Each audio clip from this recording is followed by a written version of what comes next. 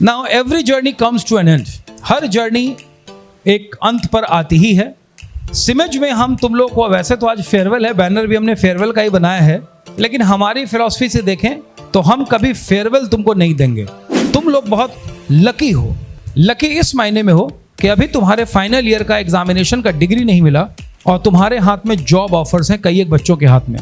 मैं एक आदमी को जानता हूं, उसने बोला कि जब तक हमको नौकरी नहीं लगी थी, जब तक पिताजी हमको खिलाते थे, तब तक हमको पराठा और पूड़ी खाने में बड़ा अच्छा लगता था। घर पर माँ को बोलते थे पराठा बना दो, आज पूड़ी बना दो, खाने में बहुत अच्छा लगता था। लेकिन जब से नौकरी लग गई है तब से पराठा और पूड़ी खाने में बढ़िया नहीं लगता है। आज की लास्ट क्लास है तुम लोगों की, लेकिन मैंने बोला लर्निंग एंड नहीं होता। कभी भी हमारे पास आओगे और हमको तो बहुत अच्छा लगेगा। आज हमारी बच्ची को टेक्सास में जॉब लग गया, 1.25 करोड़ का पैकेज मिल गया है। हम ठाठ से बोलते हैं, हमारा उसका 1/10 भी पैकेज नहीं है, लेकिन हम बड़े ठाठ से बोलते हैं कि हमारी बच्ची को 1.25 करोड़ का पैकेज लग गया। तो मैं कहता हूं तुम विप्रो में जाओ, चाहे टीसीएस में जाओ, चाहे ICICI में जाओ, जहां भी जाओ बेटा मालिक के जैसे जाओ, नौकर की तरह भी जा सकते हो। किसी ने तोड़ दिया मुझको किया, किसी ने फोड़ दिया मुझको किया, लेकिन जब तुम उस कंपनी को अपना समझोगे तो किसी को तोड़ने नहीं दोगे, किसी को फोड़ने नहीं दोगे और तुम मालिक के हैसियत से काम करोगे। बुरा मैं किसको मानता हूं कि मैं ये काम करूंगा और परेशान रहूंगा, क्रिबल करूंगा और इसको छोड़ूंगा भी नहीं। अरे भाई काम परेशान है, जगह खराब है, इन्वायरमेंट खराब है, छोड़ दो, दूसरे जगह ज्वाइन कर लो, कौन मना करता है। और शुरू की क्लास में मैंने कभी तुमको बताया होगा, शुरू की नहीं तो कभी ना कभी मैंने एक बच्चे की कहानी तुमको बताई होगी, जो लड़का काला बलून के पास जाकर कहता है कि यह बलून उड़ेगा कि नहीं उड़ेगा। बताया था कि नहीं बताया था? तुम गिर जाते हो, this is not your defeat, ये तुम्हारी हार नहीं है। तुम्हारी हार होती तब है जब तुम गिर जाते हो और उठने से मना कर देते हो और अपनी हार मान लेते हो। हारने में कोई प्रॉब्लम नहीं है, हारो 50 बार। अगर हार माने नहीं और दोबारा उठ के खड़े हो गए तो उस हार की कोई कीमत नहीं है। आज की इस क्लास को बहुत सीरियसली लोगे। आज ऐसा दिन लग रहा है जैसे कि सब ज्ञान तुमको हम दे दें, ठीक है, क्योंकि अब पढ़ाने का मौका नहीं मिलेगा। क्लास में तो पढ़ाते थे तो बोलते भी थे, उसमें कुछ सीखते भी थे, कुछ नहीं भी सीखते थे। Zoom पर हम लोगों ने क्लासेस शुरू की थी, वो इंट्रोडक्शन हुआ था और उसके बाद बहुत सारा कोरोना का माहौल रहा। फिर क्लासेस ऑफलाइन मोड में शुरू हो गई, कॉलेज में तुम लोग आने लगे, क्लासेस हो गई, अलग अलग बैचेस बनाए। इस बीच हम लोग को बहुत कुछ करने का मौका मिला। सरस्वती पूजा हो, 15 अगस्त हो, 26 जनवरी हो, या रिसेंटली हम लोग कुछ दिनों पहले, मुझे लग रहा है 2-3-4 महीने पहले हम लोग जयपुर से होकर के आए, तो पूरी टीम जयपुर गई थी, एंजॉय की थी। और उसके बाद हम लोग BHU भी गए थे, तो कुछ बच्चे लोग उसमें भी साथ गए थे, कुछ रिपीट बच्चे भी थे। Now every journey comes to an end. हर जर्नी एक अंत पर आती ही है। कोई भी जर्नी जो शुरू होती है उसका एक अंत होता है। सिमज में हम तुम लोग को, वैसे तो आज फेयरवेल है, बैनर भी हमने फेयरवेल का ही बनाया है, लेकिन हमारी फिलॉसफी से देखें तो हम कभी फेयरवेल तुमको नहीं देंगे, हम विदाई नहीं देंगे। तुम्हारे साथ लाइफ लॉन्ग रिश्ता है। अभी कल निरंजन बच्चा आया था हमारा, 6 साल उसके पढ़ाई को पूरे हो गए और इस 6 सालों में उसने काफ़ी तरक्की की। एलुमनाई मीटिंग हम लोग कर रहे थे, जूम पर मीटिंग चल रही थी, क्लासेस चल रही थी, और अब उस बच्चे की शादी हो गई है। उसने पटना में एक फ्लैट ले लिया है और फिलहाल गुड़गांव में काम कर रहा है और वो बच्चों को गाइड कर रहा था। तो मैं बोल रहा था कि फेयरवेल हम देने में यकीन नहीं रखते हैं, लेकिन क्योंकि कोर्स पूरा हो गया है तो चलो टाटा बाय बाय होना चाहिए, अब तुम्हारी पढ़ाई खत्म हो रही है। लेकिन लाइफ में सीखने का अंत कभी नहीं होता, इस बात को याद रखना। और आज कुछ गुरु मंत्र तुमको दे दें। और आज मैं बहुत थैंकफुल हूँ अपने टीचर्स का, जिन्होंने मुझे नर्सरी से लेकर के हायर एजुकेशन तक पढ़ाया, PhD तक मेरा हाथ पकड़ा, मुझे गाइड किया, मुझे बताया। वो सारे टीचर्स, क्योंकि उन्हीं की बदौलत पिछले 3 साल में तुमने कभी मेरे शर्ट का ऊपर का बटन खुला हुआ नहीं देखा। पिछले 3 साल में कभी तुमने मेरी दाढ़ी बढ़ी हुई नहीं देखी। पिछले 3 साल में कभी तुमने मुझे अनटाइडी तरीके से नहीं देखा। हालांकि मेरे पीछे कोई टीचर डंडा लेके नहीं खड़े थे, लेकिन उन्होंने जो चीज़ें मुझे बताई वो लाइफ लॉन्ग काम आएगी। और मुझे लगता है कि हम लोगों ने जो कुछ चीज़ें तुमको बताई है वो भी जिंदगी भर तुमको काम आएगा। और वैसे 1-2 चीज़ों को और बताऊं कि ये जो जर्नी तुम शुरू कर रहे हो, हमारा काम तुमको हाईवे पर दौड़ा देना है। अब इस दौड़ में तुम कितनी आगे जाते हो, कहां तक पहुंचते हो और जिंदगी में कितनी सीमाएं पाते हो, वो रेस तुम्हारा है बेटा। हम सीढ़ी पे तुमको पहुंचा देते हैं कि यही सीढ़ी है, 2-4 सीढ़ी चल के भी दिखा देते हैं कि बस ऐसे चढ़ी जाती है सीढ़ी। अब तुम 10 मंजिल जाओ या 20 मंजिल जाओ या उसी चौथी सीढ़ी के चौताल पे बैठ जाओ, वो तुम्हारे ऊपर डिपेंड करता है। तो हमारे सारे बच्चे जिन्होंने बहुत ही हम्बल शुरुआत की, क्योंकि हमने उनको जॉब में लगा दिया कि अब तुम जॉब में लग जाओ। और हमारे इस रूम में इतने बच्चे बैठे हैं जिनको एक नहीं 10-10 कंपनियों से जॉब मिला था, ऑफर मिला था। ये शुरुआत है बेटा। कहीं भी जाओ तो खूब सीखने की कोशिश करो, समझने की कोशिश करो, और सीखने का अंत नहीं होता है। मैं बार बार तुम लोग को बोलता हूं कि इंग्लिश में एक फ्रेज है, when the student is ready then appears the master. इसका मतलब होता है कि जब एक स्टूडेंट, छात्र सीखने के लिए रेडी होता है तो सिखाने के लिए दुनिया भर से लोग उसको मौजूद हो जाते हैं।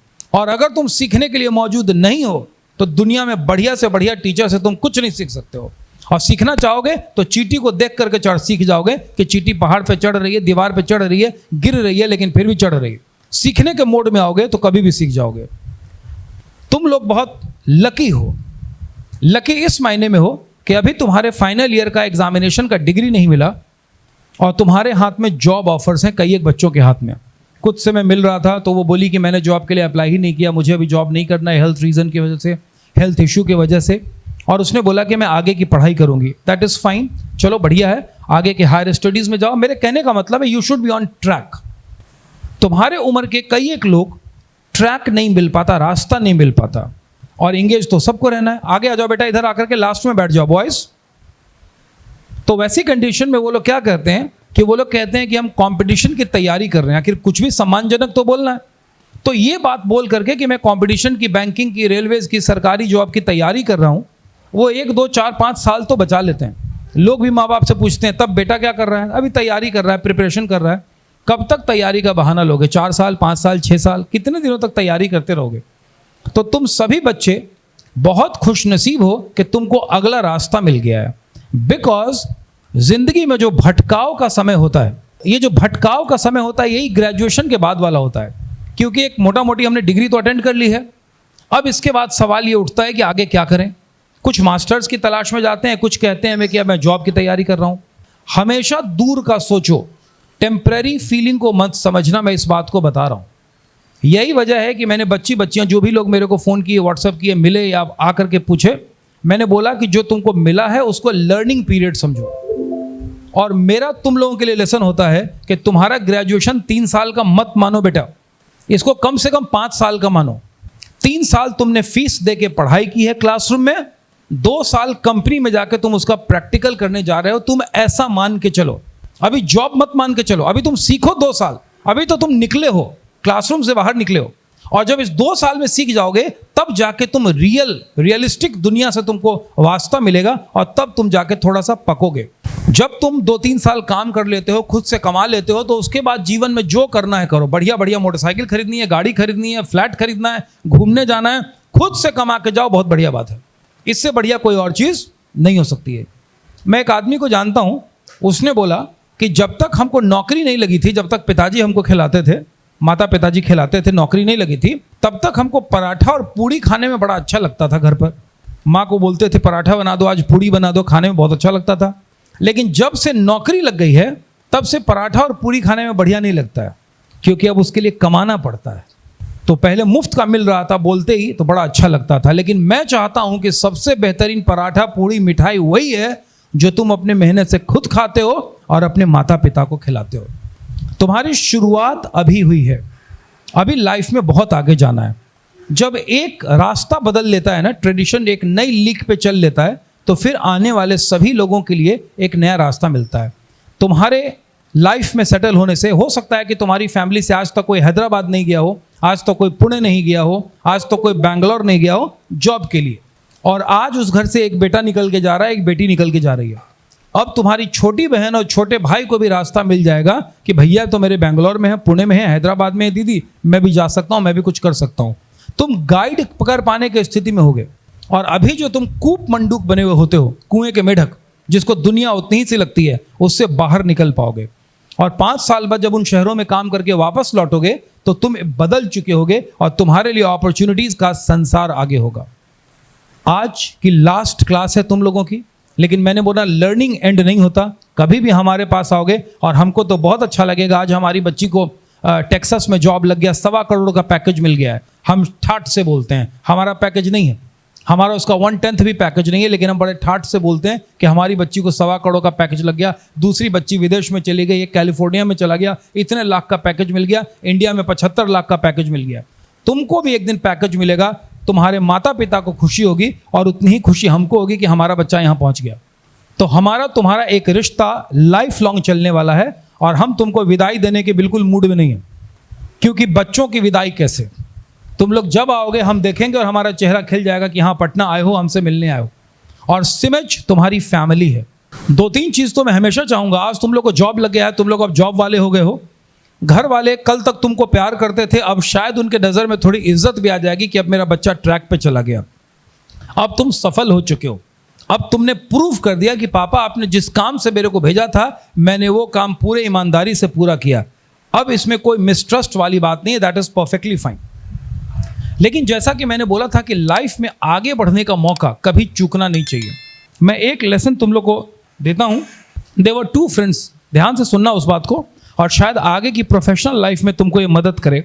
दोनों एक फैक्ट्री में काम करते थे, छोटी सी फैक्ट्री थी, छोटा मोटा काम करते थे, करियर का शुरुआती वक्त था।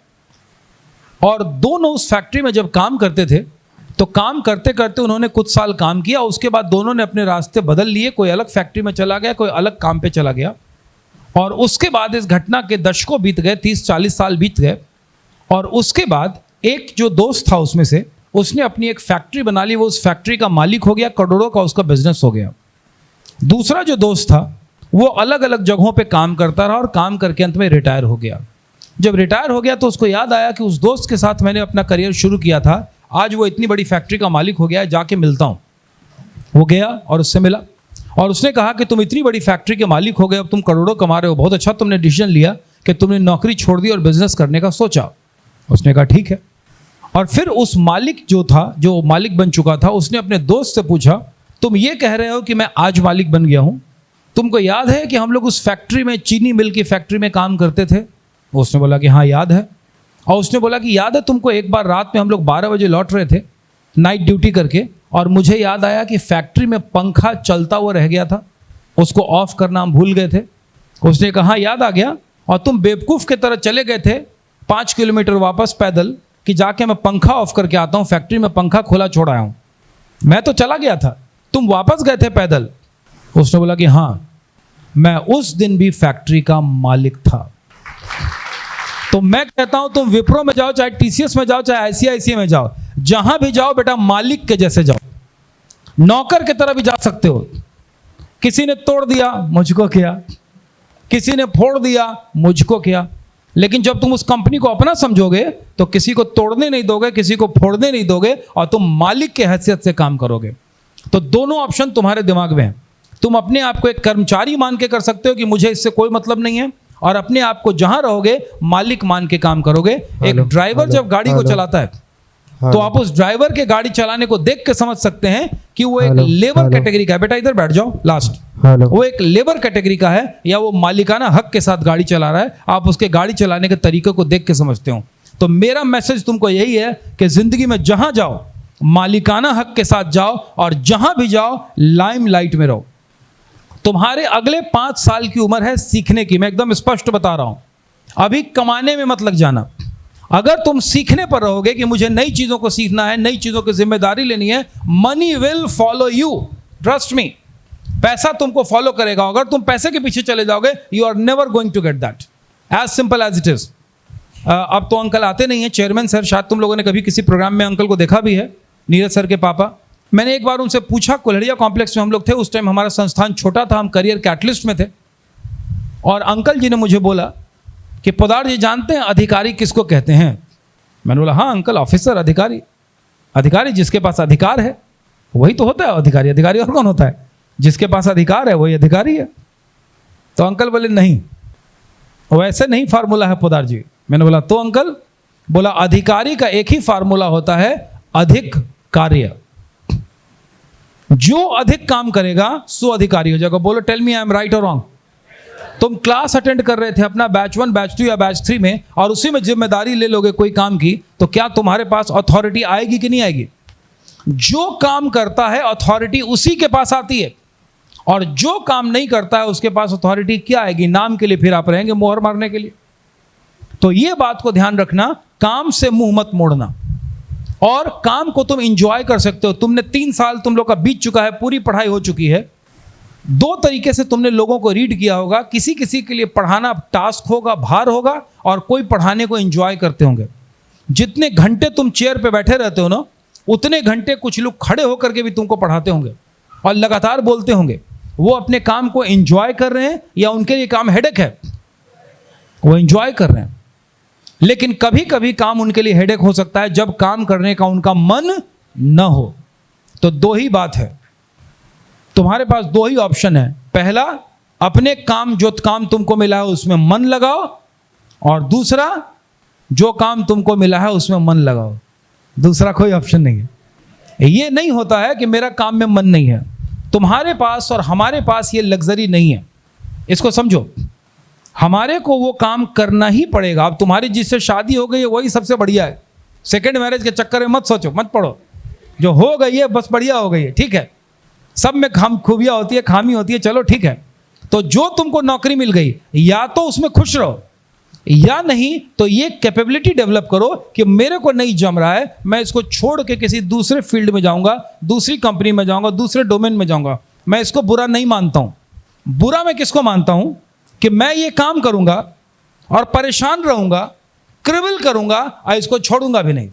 अरे भाई, काम परेशान है, जगह खराब है, इन्वायरमेंट खराब है, छोड़ दो, दूसरे जगह ज्वाइन कर लो। कौन मना करता है? मुझे बिहार बुरा लगता है तो छोड़ के चला जाऊंगा, दुनिया के लोग जाते हैं। नहीं, मुझसे छोड़ा नहीं जाएगा। बाहर मुझे कोई पूछ नहीं रहा है और मैं यहां क्रिबल करूंगा कि ये जगह ठीक नहीं है।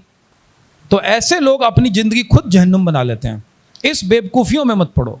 और जिस ऑर्गेनाइजेशन में तुम जाओगे, कुछ लोग ऐसे होंगे जो तुमको करियर में आगे बढ़ाने में मदद करेंगे, और मदद लेना सीखो, हेल्प कर लेना सीखो लोगों से। और अगर तुम life, Karma is hits back, it's all about Karma. What ever you do you get it back, either in this way और दैट वे।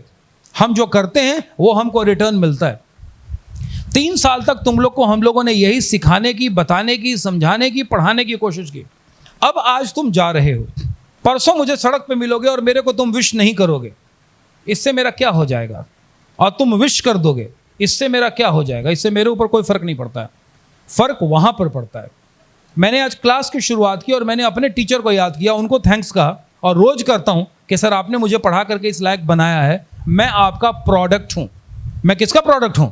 अपने टीचर का प्रोडक्ट हूं। उन्होंने जो मुझे सिखाया, बताया, समझाया, जैसा मेरा दिमाग बनाया मैं बन गया। सिंपल।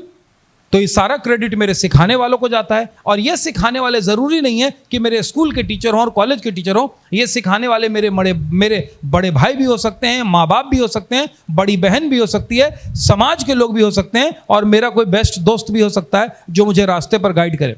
तो सिमेज एक परिवार है जिसके बारे में बताऊं।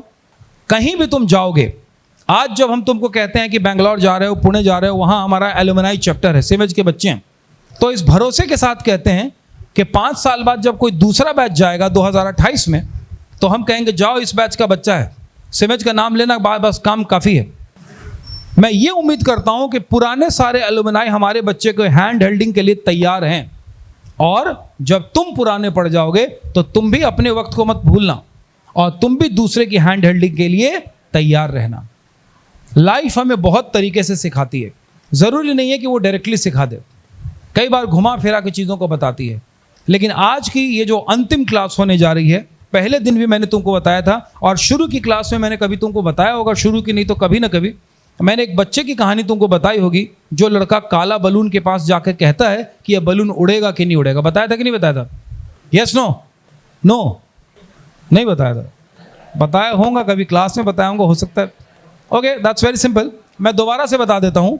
There was a small child, छोटा बच्चा था काला रंग का, और वो लोगों, गरीब बच्चा था, और वो लोगों को देखता था जो लोग पैसे वाले थे, पैसे लेके आते थे, चीज़ों को खरीदते थे, समझते थे, लेते थे, चले जाते थे। और एक दिन उस छोटे काले बच्चे ने एक सड़क पर से कपड़ा उठाया, लोगों की गाड़ियां साफ की और हाथ फैला दिया। लोगों ने उसे 50 पैसे, 1 रुपये, 2 रुपये दिए, और अंत में उसके पास 5 रुपये इकट्ठा हो गए।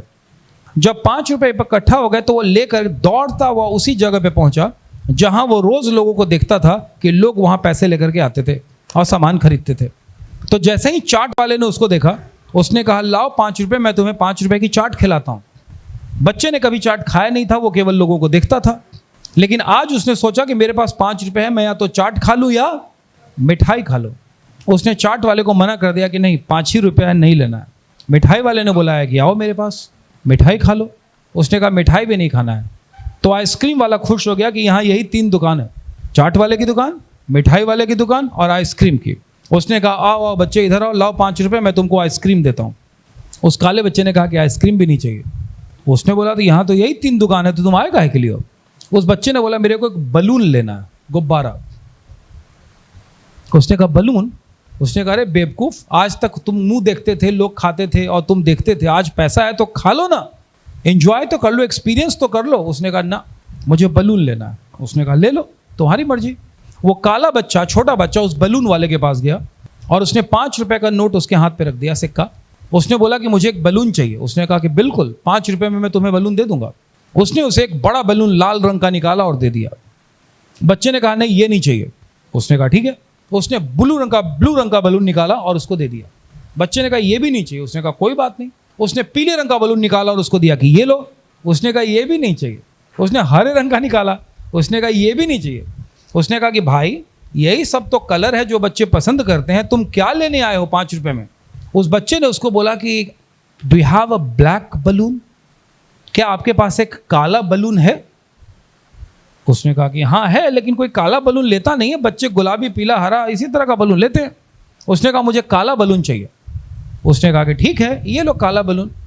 और जैसे ही उस बच्चे ने उस बलून को देखा, उसने उसके हाथ से बलून लिया और उस काले बच्चे ने, छोटे गरीब बच्चे ने, उस काले बलून को हाथ में लेके पूछा क्या ये काला बलून भी उड़ सकता है? Can this black balloon fly?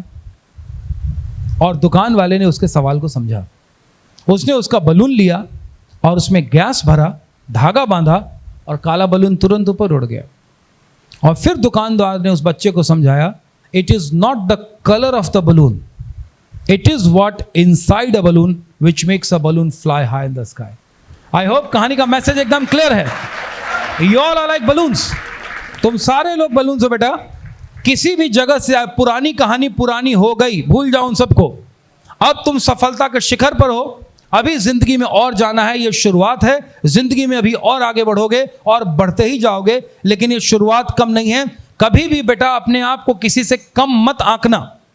You may be defeated, but that defeat can not be final until you accept that.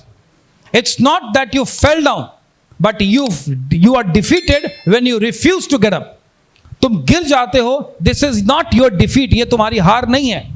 तुम्हारी हार होती तब है जब तुम गिर जाते हो और उठने से मना कर देते हो और अपनी हार मान लेते हो। हारने में कोई प्रॉब्लम नहीं है, हारो 50 बार। अगर हार माने नहीं और दोबारा उठ के खड़े हो गए तो उस हार की कोई कीमत नहीं है, फिर वो केवल एक चोट है। चोट लगा, मैं गिरा, लेकिन आई गॉट अप, मैं वापस उठा। गिरने में बुराई नहीं है, गिरे रह जाने में बुराई है। तो तुम हो सकता है 10 जगह कंपनी में अपना प्रोफाइल दोगे, हो सकता है मनचाही कंपनी में तुम्हारा सिलेक्शन नहीं हो, परवाह नहीं। 1 बार नहीं, 2 बार, 2 बार नहीं, 3 बार, 3 बार नहीं, 4 बार। कल मैं किसी टीवी स्टार का जो आजकल काफ़ी फेमस है उसका कुछ देख रहा था, तो पता चला उसने 20 साल स्ट्रगल किया इंडस्ट्री में आने के लिए और उसको कहीं पर ढंग से काम नहीं मिला। और फिर अंत में एक फिल्म बनी MS धोनी की, MS धोनी अनटोल्ड स्टोरी, और उसमें धोनी के कोच का उसको रोल मिल गया और वहां से फिर उसने बाउंस बैक किया। उसके बाद कई सीरियल में उसने काम किया और आज वो वेल एस्टैब्लिश्ड है। सफलता की कहानी हमेशा असफलता से शुरू होती है। तुम और आज हम जो इस पैर पर खड़े हैं, बचपन में हमारी जर्नी की शुरुआत 4 हाथ पांव पर हुई थी और हम खड़े होने की कोशिश में कई बार गिर रहे थे। सब गिरते हैं, लेकिन जो गिर के फिर गिर जाते हैं वो गिरे रह जाते हैं। तुम्हारा और हमारा ऑब्जेक्टिव है कि उठना, आगे बढ़ना और जीवन में आगे बढ़ते जाना। आज की इस क्लास को बहुत सीरियसली लोगे। आज ऐसा दिन लग रहा है जैसे कि सब ज्ञान तुमको हम दे दें, ठीक है, क्योंकि अब पढ़ाने का मौका नहीं मिलेगा। क्लास में तो पढ़ाते थे तो बोलते भी थे, उसमें कुछ सीखते भी थे, कुछ नहीं भी सीखते थे, लेकिन सीखने का कोई अंत नहीं है और आगे बढ़ते जाना है। जितेंद्र, मेरा जो मैसेज है तुम लोगों को वही है, आज का दिन तुम्हारा है और आज के बाद आने वाला सारा दिन भी तुम्हारा ही है बेटा।